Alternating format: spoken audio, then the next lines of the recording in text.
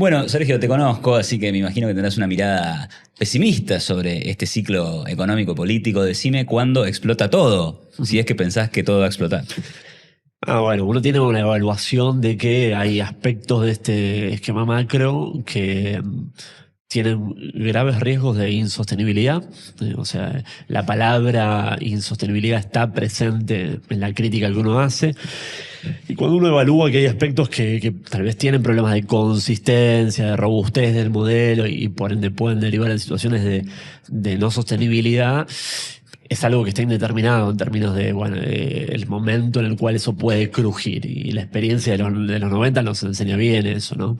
Cuando en el 93, 94, ya algunos economistas empezaban a marcar los riesgos del programa, cuando en el 95 surgió el plan Fénix criticando la convertibilidad como régimen macro. Una economía que crecía muy fuerte, que se modernizaba a nivel de tecnología, infraestructura, etcétera, y donde las mieles de ese esquema nominalmente más ordenado todavía parecían llegar a la mayoría de la población. A esos economistas que marcaban sus críticas los trataban un poco de locos o eran voces que se apagaban, quedaban ahí un poco sin mucho eco. Pero bueno, terminó demostrándose de dudosa sostenibilidad y, digamos, terminó colapsando ese régimen. Lo mismo ahora, ¿no?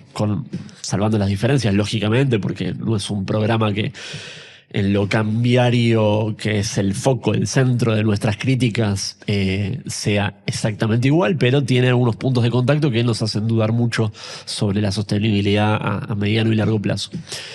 Así que no te puedo decir una fecha en la cual esto explota para nada, y tal vez el colapso del modelo, del régimen, tampoco se exprese en una crisis convencional como la conocemos, digamos, crisis con episodio evaluatorio, con problemas de conflictividad en la calle. Tal vez no, tal vez esa insostenibilidad se da en otros parámetros. Por ejemplo, donde verías un momento donde, o un síntoma de que está crujiendo la situación. Y bueno, en que empieza a haber una valoración mayoritaria de la población de que tal vez este régimen no decanta, no termina derramando en una mejora de la calidad de vida en un sentido amplio. ¿Por qué digo esto? Porque, de nuevo, ¿no? El centro de nuestras críticas es la política cambiaria, el manejo del régimen de acumulación de reservas y la elección del tipo de cambio, el régimen de bandas, etc. Bueno, sobre eso uno tiene dos críticas. Una por el lado de si a mediano y largo plazo vos podés sostener esta paridad que muchos evaluamos que está atrasada, donde el tipo de cambio está apreciado de forma no genuina. Pero otro bloque, el segundo bloque, es sobre si es deseable tener este esquema cambiario con este nivel del tipo de cambio. Si eso te conduce a una sociedad mejor en todos los términos que eso implica, ¿no? En términos productivos, en términos de la distribución del ingreso que surge de este régimen cambiario.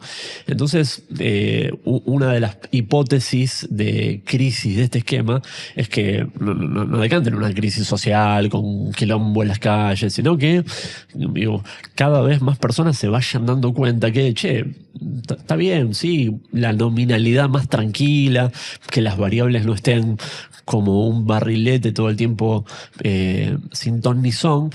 Sí, está bueno, pero esto de ahí no se desprende necesariamente que yo voy a estar mejor y mi familia va a tener más posibilidades, y eso decanta en un bienestar económico en un sentido amplio. Entonces, creo que puede llegar a venir por ahí y se empiezan a escuchar ahí algunas voces de, bueno, sí, todo bien con el dólar estable, pero mi salario y mi poder de compra no mejoran. Pero entiendo, ponele. Supongamos dólar estable, supongamos esta nominalidad más tranquila, ¿no? Supongamos que baja la inflación, que ahora me dirás qué opinas de eso, pero imaginemos ese escenario. ¿No sería eso una condición necesaria para esto que decís vos, de que, bueno, de que al fin y al cabo la gente empiece a estar mejor. No digo suficiente, pero por lo menos necesaria, ¿no? Sí, sobre la estabilidad, sobre que las variables nominales de la economía no tengan tanta volatilidad, no haya tanto ruido, no intranquilicen tanto a los agentes económicos por la dificultad de predecir, digamos, de establecer hipótesis a futuro y por ende planificar económicamente. Eso sí, definitivamente, Iván. Pero, de nuevo, ¿no? Si vos me das estabilidad en un nivel y con un régimen que para muchos de nosotros tiene problemas de consistencia, y si querés, ahora podemos hacer doble clic de por qué esos problemas de consistencia del régimen de bandas cambiarias y de la elección del nivel actual. Pero si vos me das estabilidad en esos parámetros, bueno, puede ser que me cristalices para la economía, que quede cristalizada una situación que no es buena, no conduce a prosperidad tanto en términos de la situación de las familias como también en términos productivos, que importa eso, es relevante, y el tipo de cambio dice mucho sobre las perspectivas para los diferentes sectores de actividad.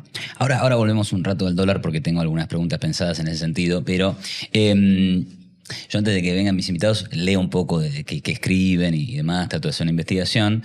Entonces, creo que no estás escribiendo mucho artículo últimamente, pero encontré uno de enero del 2024 que se llamaba Proyecciones económicas para el primer año de Milei. Uh-huh.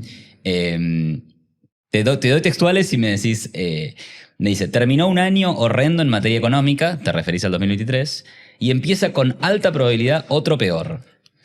A pesar, otro peor, 2024, ¿no? Y decís, por ejemplo, nuestro escenario base en materia de inflación es 333%.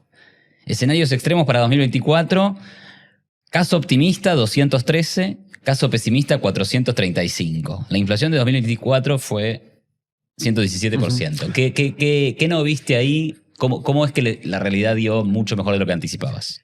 Disciplinó bastante la recesión. En ese primer semestre fue fuerte. La política monetaria y fiscal contractiva se apretó muy fuerte del gobierno. A como de lugar, bueno, terminó disciplinando bastante, sobre todo después de que se apagara ese efecto inicial de la devaluación y la inercia de los primeros meses. No fueron solamente 2 meses en los cuales el primero tuviste 25, el segundo tuviste 20% mensual, pero después seguías con varios meses en la zona del 8, del 6. Yo creo que ahí hay un factor que está soslayado, digamos, que es que la mayoría de los analistas le creíamos al presidente Milei, al presidente que estaba recién asumiendo, que iba a hacer lo que prometió en campaña. Creíamos que el programa de dolarización venía en serio y bueno, eso implicaba obviamente mucho ruido para la estabilidad macro. Todavía, de hecho, él no descartaba, usaba algunos eufemismos, se escapaba por la tangente, pero todavía no estaba descartado como sí lo está en la actualidad.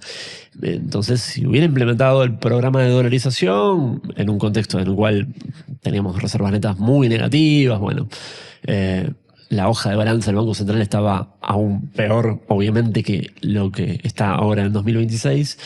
El ruido sobre la macro y las consecuencias sobre las variables nominales hubiera sido mucho peor. Entonces, también muchas veces es injusto, ¿no?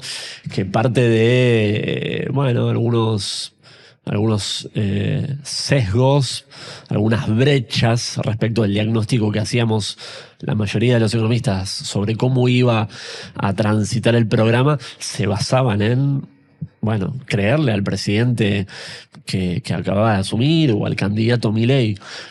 Hubo muchas cosas en las cuales aplicó pragmatismo, ¿no? O sea que estas proyecciones hubieran sucedido si se dolarizaba la economía. Y yo creo que hubiera sido un año mucho peor, ¿no? A ver, la tasa de cambio de conversión, de ingreso al programa de dolarización, no eran los 900 pesos, 800, 900 pesos de ese primer salto devaluatorio. básicamente tenía muy pocas reservas brutas, netas negativas y, bueno, muchos pesos en la economía. Eso no era practicable, Iván. Siempre se dijo, lo decían todo el espinel amplio de economistas. Yo digo, bienvenido sea, que ahí primó el pragmatismo y el presidente yo creo que escuchó más a Caputo, digamos, terminó prevaleciendo en la línea de Caputo por sobre la línea de, bueno, algunos teóricos que tal vez lo veían como algo tentador, pero que después a la hora de implementarlo en un país de tamaño medio como Argentina hubiera sido muy difícil. Bueno, también en esa nota hablas del dólar y decís, nuestra proyección para el dólar MEP a fin del 2024 es de 2.950 pesos. O sea, Bueno. ahí te quedaste muy alto y hasta hoy en día el dólar está mucho más bajo que eso. Bueno, ¿Cómo lo ves? En 2024 hubo mucha intervención. Fue un año de mucha venta, apuesta directa y en ese año todavía intervenía de forma directa. Hoy lo hace por mecanismos tal vez un poco más solapados, hay algo de venta de dólar link, algo de presencia en futuros, pero en ese momento vendía Pero directo. en 2024 se acumularon un montón de reservas, Sí. se compraron un montón de reservas. Compraba, obviamente, los dólares del saldo comercial y después una partecita la vendía en el mercado financiero para morigerar las presiones alcistas. De nuevo, ¿no? Otro bloque más de pragmatismo y si querés incluso de cierta heterodoxia del programa de Caputo, de la muñeca, ¿no? Como gestor de política económica de Caputo, de, bueno, sí, el mercado me encanta y bienvenidos sean los equilibrios de oferta y demanda, pero yo tengo algo para decir sobre qué es cuál es la posición que me interesa como hacedor de política económica para la variable, el precio más importante de la economía. O sea, era obvio que Caputo no quería que el dólar se desmadrara, eso es lo que querés decir. Claro. Después del salto de evaluatorio inicial, todos los meses posteriores fueron de apreciación, de atraso, de pérdida de competitividad cambiaria.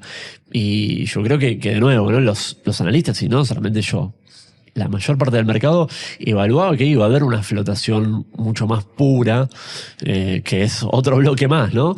Está bien, no vamos al programa de dolarización disruptivo, prácticamente no, sin antecedentes en el mundo, con muy pocos, bueno, pero seguramente irán a un esquema de flotación más de mercado, sin meterse, que ese precio tan importante lo determine la oferta y la demanda.